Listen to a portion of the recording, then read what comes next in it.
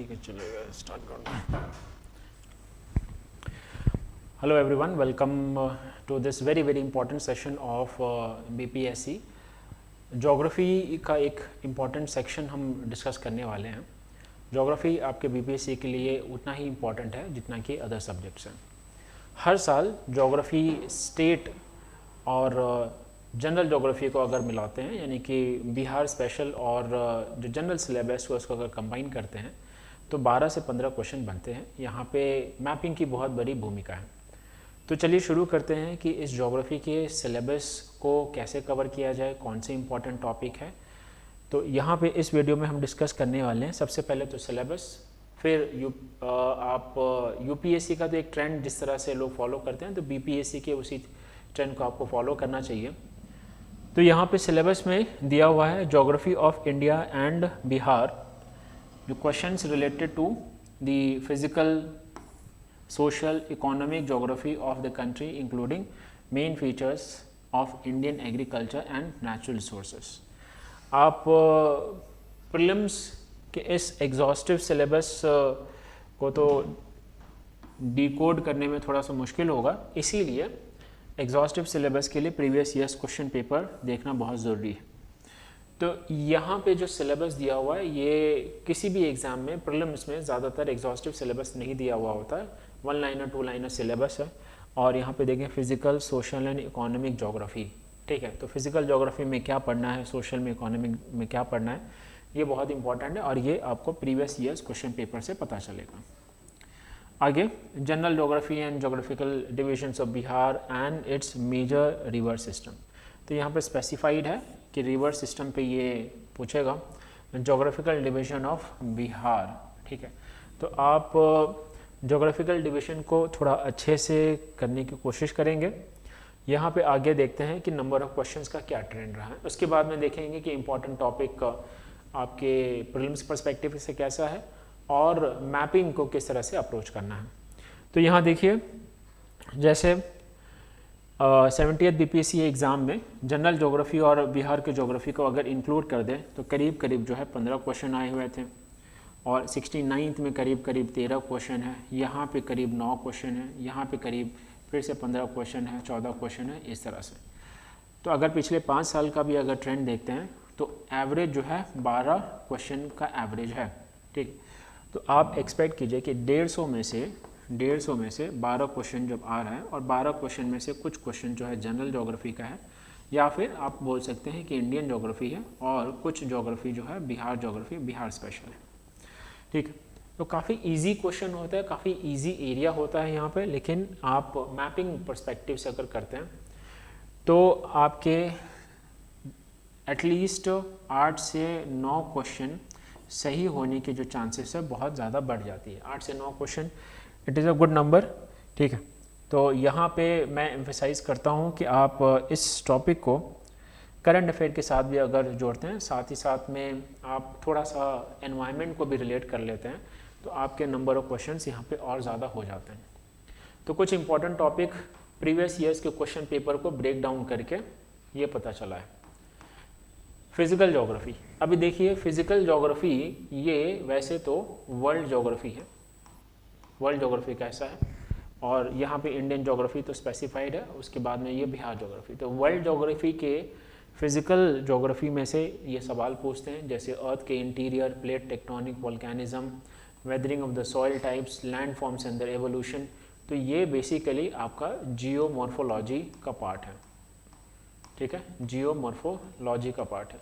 और आप देख सकते हैं काफ़ी सारे डायमेंशंस कवर्ड हैं। क्लाइमेट एंड इट्स फैक्टर, ये one of the most important topic है।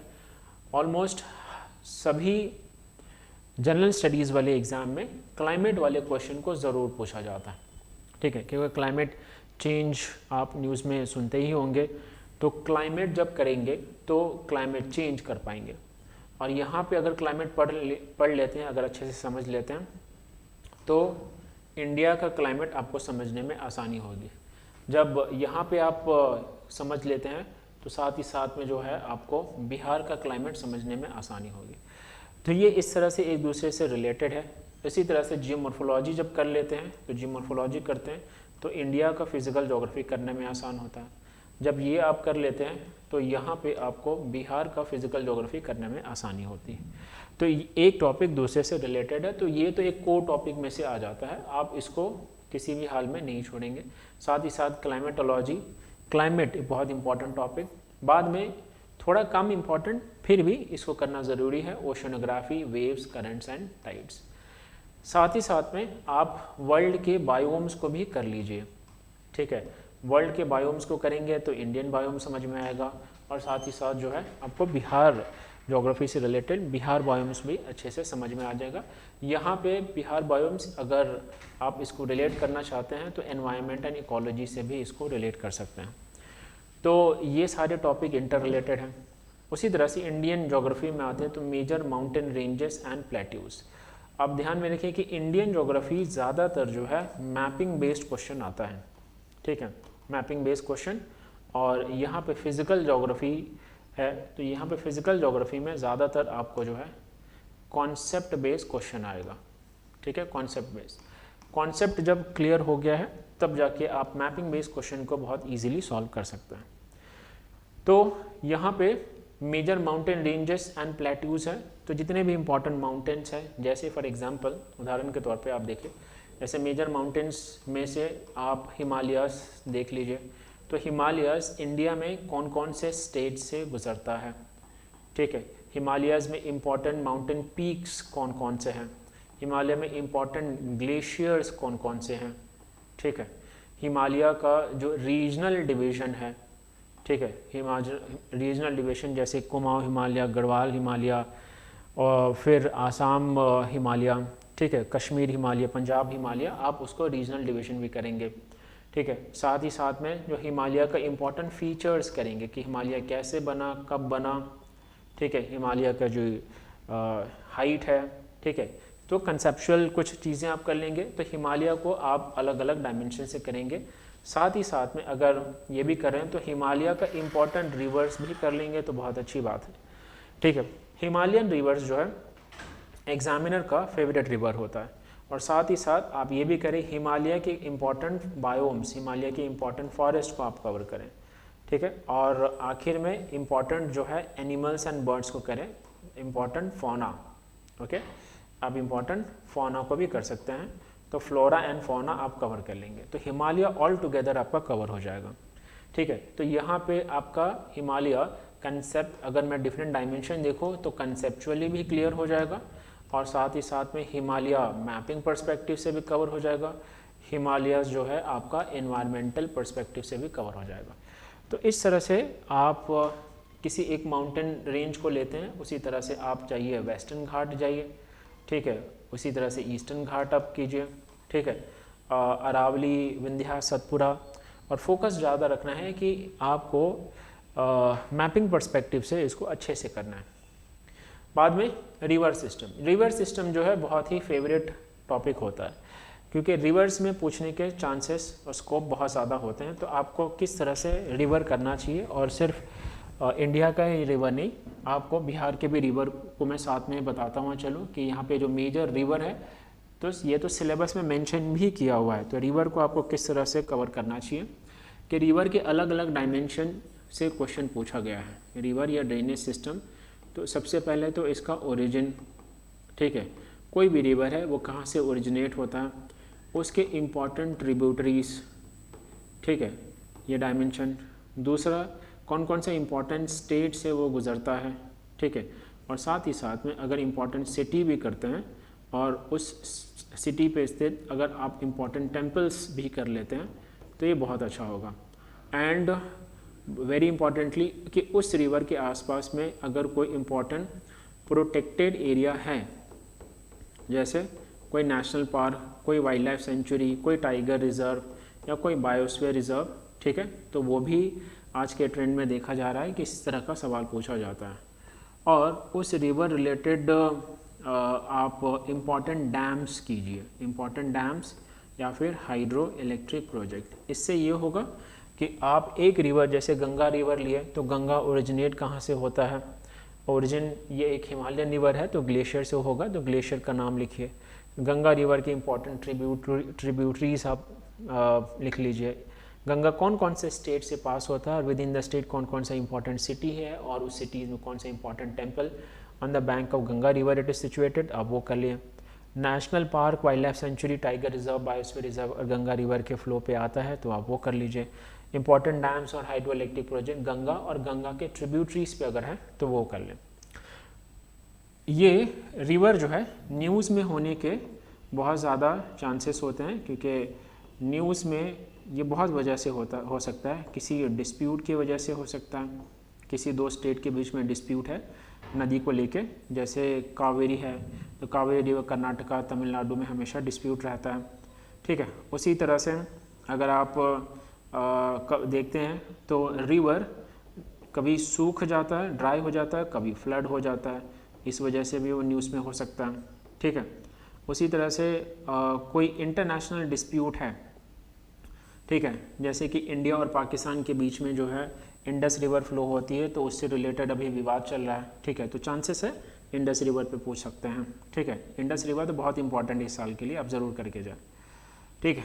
और रिवर में अगर पोल्यूशन हो रखा है काफ़ी हद तक तभी भी वो न्यूज़ में होगा, ठीक है। और अगर गवर्नमेंट ने डिसाइड किया है कि रिवर को इंटरलिंकिंग करना है, कोई दो रिवर को जोड़ना है, तभी भी न्यूज़ में आने के चांस है।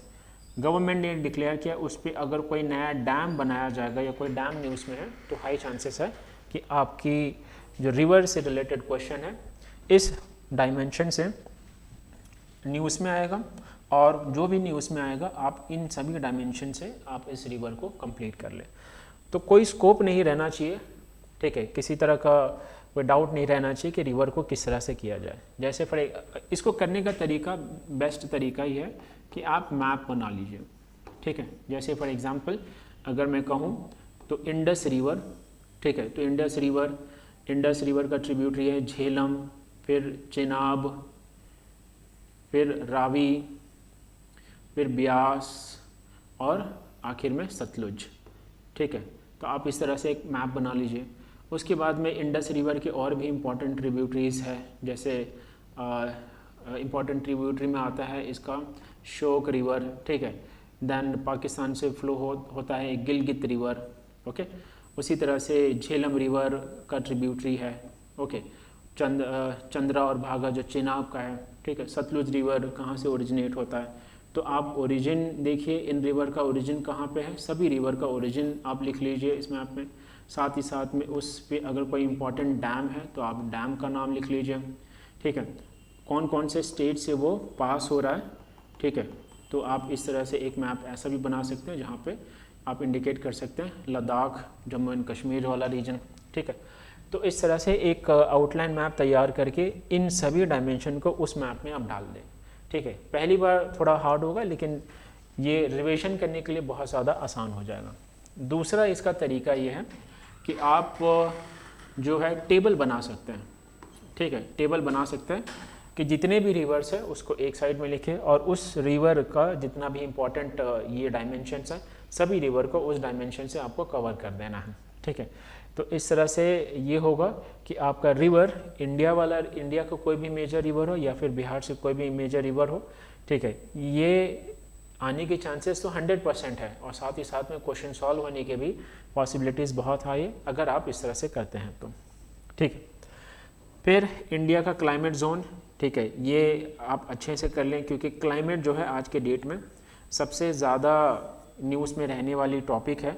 तो क्लाइमेट इंडिया का करें, ठीक है, इंडिया, उसके पहले वर्ल्ड क्लाइमेट और उसके बाद में बिहार का क्लाइमेट। सॉइल आज के डेट में ये बहुत बड़ा मुद्दा हो गया है, ठीक है। सॉइल इनफर्टिलिटी बहुत हाई है, गवर्नमेंट इससे रिलेटेड कुछ ना कुछ कर ही रही है, तो सॉइल को आप करें। मिनरल रिसोर्सेस, गवर्नमेंट जो है माइनिंग सेक्टर को रिवाइव करने के लिए बहुत अलग अलग तरह की पॉलिसी लेकर आ रही है, तो इंडिया का मिनरल्स तो करें और साथ ही साथ में इसको आप इससे भी कनेक्ट करके आप करें कि मिनरल्स, ठीक है, स्पेशली बिहार में तो जो भी इम्पोर्टेंट मिनरल्स है यहाँ पे आप इसी तरह से करेंगे कि आप जो है बिहार का मैप बनाएंगे, ठीक है। एक मैप रहेगा इम्पोर्टेंट मिनरल्स इन बिहार, ठीक है, और जो भी इम्पोर्टेंट मिनरल्स है आप वहाँ पे लिख लेंगे। साथ ही साथ में क्या करेंगे, उस आपको डिस्ट्रिक्ट का भी नाम लिखना है जहाँ पे वो मिनरल मिल रहा है, ठीक है, जहाँ पे आपको वो मिनरल मिल रहा है, ठीक।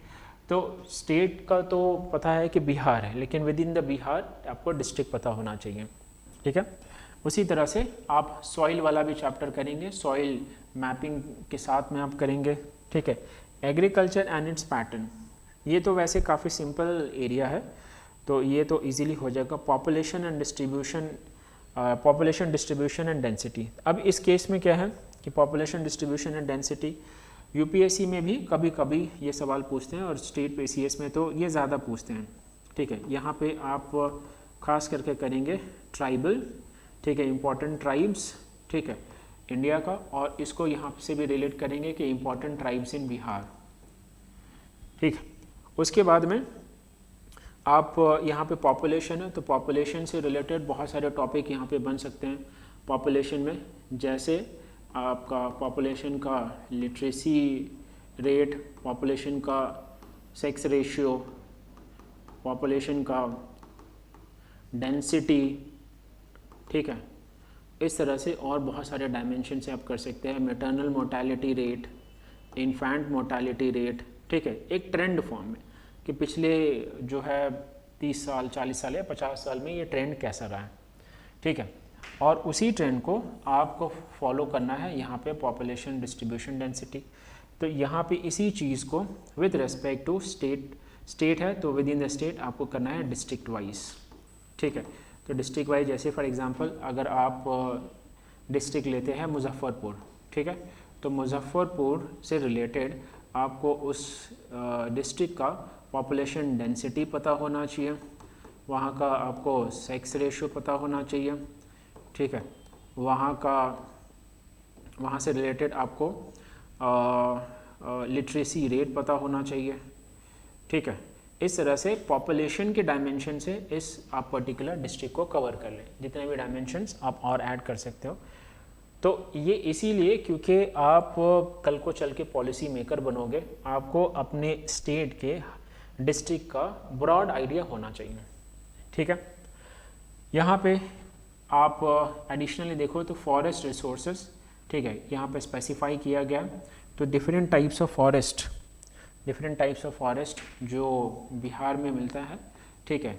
तो इस फॉरेस्ट को किस तरह से आप कवर करेंगे, तो फॉरेस्ट जो भी इम्पोर्टेंट फॉरेस्ट है, जैसे डेसिडियस फॉरेस्ट तो मेनली इम्पॉर्टेंट है, तो डेसिडियस फॉरेस्ट का फीचर्स आप तैयार करें, ठीक है। कॉमन जो फीचर्स है दैट विल बी सफिशिएंट, उसके एग्जाम्पल्स को आप तैयार करें, ठीक है। और साथ में इसको मैपिंग पर्सपेक्टिव से तैयार करें, फिर से एक मैप बनाएं कि इम्पॉर्टेंट फॉरेस्ट, ठीक है, कौन कौन से रीजन में स्प्रेड आउट है, ठीक है। तो उस रीजन का आपको नाम पता होना चाहिए, ठीक है, कौन से टाइप का फॉरेस्ट है वो, ठीक है। और एग्जाम्पल के तौर पे आप 2-4 एग्जाम्पल भी लिख लें। इस तरह से एक मैप आपका जो है फॉरेस्ट का बनेगा, ठीक है। देन अदर इम्पॉर्टेंट एरिया जैसे geographical division of India and Bihar, important lakes and waterfall, ये ज़रूर कर लें। और इसको आप रिवर के साथ ही कर सकते हैं। जैसे आप रिवर कर रहे हैं तो रिवर में एक डायमेंशन और ऐड कर दें कि इम्पॉर्टेंट वाटरफॉल, उस रिवर पे ही होगा वाटरफॉल, तो जो भी इम्पॉर्टेंट वाटरफॉल है इंडिया में, बिहार में आप वो कर लें। वेजिटेशन टाइप तो आप यहाँ पे बिहार का करेंगे ही, साथ जो है आप इंडिया का भी कवर कर लें, ठीक है। और इकोनॉमिक एक्टिविटी तो आप करने वाले हैं ही, तो यहाँ पे कुछ एडिशनल ऐसा नहीं होगा। एनवायरमेंटल इश्यूज़, ठीक है, अब इसको एक्सक्लूसिवली एनवायरनमेंट में कर सकते हैं या फिर उसको रिलेट कर सकते हैं यहाँ पे बिहार के साथ, ठीक है। तो यहाँ पे इन सिंपल वर्ड्स आपको कैसे करना है, सिंपल वर्ड्स में आपको ये करना है कि आप जो है ज़्यादातर माइक्रो नोट्स बनाएंगे और मैपिंग बेस्ड प्रिपरेशन करेंगे। यहाँ पे कंसेप्चुअल तो यहाँ पे है, बाकी का तो सब मैपिंग बेस्ड ही है और मैपिंग बेस्ड क्वेश्चन ही आज आपको हेल्प करेगा। तो कुछ इम्पॉर्टेंट मैपिंग वाले जो टॉपिक हैं, इट इज़ सेम जो आपका सिलेबस है। जैसे फिजिकल फीचर है, तो फिजिकल फीचर में आप कर सकते हैं जैसे मेजर लैंडफॉर्म्स में खास करके माउंटेन्स, ठीक है, माउंटेन्स, रिवर्स एंड प्लेन्स। अब यहाँ पे वर्ल्ड के एग्जाम्पल को ज़्यादा आप ना रटें, जितना आप टॉपिक के साथ जितना आप कवर कर सकते हैं आप उतना कर लीजिए। इसमें एक्सक्लूसिवली मैपिंग की ज़रूरत नहीं है, ठीक है। पॉलिटिकल बाउंड्रीज जो है स्टेट, कैपिटल, नेबरिंग कंट्रीज़, ठीक है, आप ये ज़रूर करें। और स्टेट कैपिटल और साथ ही साथ में डिस्ट्रिक्ट, ठीक है, साथ ही साथ में आप डिस्ट्रिक्ट भी अच्छे से कवर करें। जैसे फॉर एग्जांपल मैं बता रहा हूँ मुजफ्फरपुर है, तो मुजफ्फरपुर के आसपास में जितने भी बॉर्डरिंग डिस्ट्रिक्ट है आपको वो पता होना चाहिए। तो इन सिंपल वर्ड्स पहले तो आप प्रैक्टिस ये करें, बिहार का पॉलिटिकल मैप लीजिए, ठीक है, पॉलिटिकल मैप लीजिए आउटलाइन वाला, आपको इंटरनेट पे मिल जाएगा, ठीक है, आप उसको प्रिंट करा लीजिए, ठीक है। और बाद में आप क्या करें कि आप एम्प्टी मैप लीजिए और उसमें 4 से 5 बार आप इस तरह से प्रैक्टिस कीजिए, ठीक है, कि जो है डिफरेंट डिस्ट्रिक्ट्स, ठीक है, आप डिफरेंट डिस्ट्रिक्ट्स जो है इसका नाम लिखते रहें, ठीक है। आपको हर एक एडजेसेंट, हर एक बॉर्डरिंग डिस्ट्रिक्ट के बारे में आपको आइडिया होना चाहिए। ये जब हो जाएगा, ठीक है, तो बहुत सारे टॉपिक में हेल्प होगा ये। जैसे it will help you in soil chapter, it will help you in थोड़ा बहुत क्लाइमेट से related, it will help you in minerals, very important, ठीक है। साथ ही साथ में पॉपुलेशन ज्योग्राफी में हेल्प करेगा, ठीक है। साथ ही साथ में जो है इंपॉर्टेंट फॉरेस्ट से रिलेटेड है, यहाँ पे हेल्प करेगा। अगला आता है climatic zone, different climatic regions and the characteristic. इसमें मैपिंग जो है रिलेटिवली कम होगी, ठीक है, as compare to the physical and political boundary. Natural resources में मिनरल बीपीएससी का एक फेवरेट टॉपिक होता है। तो मिनरल रिलेटेड आप दो तरीके से कर सकते हैं कि एक तो डिस्ट्रिक्ट का मैपिंग किया, उसमें इंपॉर्टेंट मिनरल्स जहाँ जहाँ पे हैं वो प्लॉट कर दिया, ठीक है, या फिर पहले मिनरल्स लिया, ठीक है, और वो मिनरल जिस डिस्ट्रिक्ट में मिल रहा है आप उन डिस्ट्रिक्ट का आप जो है ऑर्डर प्रिपेयर कर लें इन द डिसेंडिंग ऑर्डर, यानी कि वो मिनरल जब जिस डिस्ट्रिक्ट में ज़्यादा मिल रहा है पहले उसको लिख लें, उसके बाद में आप डिसेंडिंग ऑर्डर में इसको तैयार कर लें, ठीक है। कौन से ग्रेड का मिल रहा है, कौन से क्वालिटी और quantity wise, that will be much better, ठीक है। वाटर बॉडीज़ में मैंने आपको बताया कि रिवर तो मैपिंग बेस करते हैं, बहुत अच्छी बात है, साथ ही साथ में लेक्स भी कर लें, रिवर के साथ साथ आप इम्पॉर्टेंट वाटरफॉल भी ज़रूर करें। एंड लास्ट टॉपिक है इकोनॉमिक एक्टिविटी, जैसे एग्रीकल्चर, ठीक है। तो एग्रीकल्चर मेजर क्रॉपिंग पैटर्न, ठीक है, major cropping pattern, industries and the trade routes, आप इसको कवर कर लें, ठीक है। एग्रीकल्चर कर लेंगे, that will be more than sufficient. आगे प्रोसीड करते हैं। सो यहाँ पे कुछ इस तरह से इंपॉर्टेंट मैपिंग एरिया रहेगा। इसको कवर करने के लिए 6 to 12 स्टैंडर्ड एनसीईआरटी अगर पढ़ लिया हो तो वेल एंड गुड, नहीं तो एटलीस्ट आप 11th स्टैंडर्ड की एनसीईआरटी तो ज़रूर करें। 12th की एनसीईआरटी भी यहाँ पे इंपॉर्टेंट हो जाती है। रेफरेंस के लिए certificate physical geography by GC Leong, ये काफ़ी प्रेफर्ड है। India and world geography by Majid Husain, ठीक है, दोनों में से कोई एक करें, दोनों करने की ज़रूरत है नहीं, ठीक है। आप फोकस दे सकते हैं बिहार समग्रा, ये केबीसी नैनो पब्लिकेशन की बुक है, और ये बिहार स्पेशल ज्योग्राफी आप यहाँ से कवर कर सकते हैं। दैन प्रीवियस ईयर्स क्वेश्चन, किसी भी कॉम्पिटिटिव एग्जाम के लिए इंपॉर्टेंट होता है तो प्रीवियस ईयर्स क्वेश्चन करें। काफ़ी हद तक जो क्वेश्चन का पैटर्न जो है रिपीट होता है, ठीक है। लास्ट कुछ साल के पैटर्न को देख के जाएं, लेकिन क्वेश्चन जो है आप पुराने भी सॉल्व करके ज़रूर जाएं। और last but not the least, current affair. Bihar का जो करंट अफेयर आप बिहार स्पेशल कर रहे हैं, बिहार का करंट अफेयर कर रहे हैं, तो 50 to 60% आपका काम कवर हो जा रहा है, ठीक है। तो बिहार के करंट अफेयर में सिर्फ आप ज्योग्राफी का ही नहीं करेंगे, अदर एरियाज़ भी करेंगे। बिहार स्पेशल यानी कि बिहार रिलेटेड स्टैटिक सिलेबस, जिसमें आप हिस्ट्री, ज्योग्राफी, बिहार की इकोनॉमी, पॉलिटी को करेंगे, तो उसमें भी आपका ज्योग्राफी कवर हो जाएगा। तो बिहार स्पेशल और बिहार करंट अफेयर से रिलेटेड 50-60 क्वेश्चन बनते ही, आपको पता ही है। तो वहीं से आपका बिहार का करंट अफेयर फॉर ज्योग्राफी भी निकल के आ जाएगा, ठीक है। तो मैं उम्मीद करता हूँ कि आपको ये टॉपिक, ये स्ट्रैटेजी समझ में आया है। सबसे अच्छी स्ट्रैटेजी फ़िलहाल के लिए ये है कि आप माइक्रो नोट्स बनाएं, 1 पेज 2 पेज के माइक्रो नोट्स बनाएं, टेबल फॉर्म में, मैप फॉर्म में और डायग्राम फॉर्म में, ठीक है। मैप फॉर्म में बनाते हैं तो बेस्ट है, ठीक है। 30-40 मैप्स आप ले लीजिए, शुरू के 4-5 मैप को आप प्रैक्टिस कर लीजिए, डिस्ट्रिक्ट वाइज आपको पता होना चाहिए डिस्ट्रिक्ट। उसके बाद में बाकी के जो है 20-25 मैप को आप क्या करें, टॉपिक बाय टॉपिक एक मैप को ले, minerals, population, literacy ratio, river, lakes, ठीक है, माउंटेन्स और इंडस्ट्रीज़, और इस तरह से आप मैपिंग बेस्ड उसको रिवीजन करें, ठीक है। तो बहुत अच्छे से आप अपने सिलेबस को जो है बहुत कम समय में कवर कर सकते हैं। ठीक है, तो मैं उम्मीद करता हूँ कि आपको ये समझ में आया होगा। All the very best for the exam. Thank you.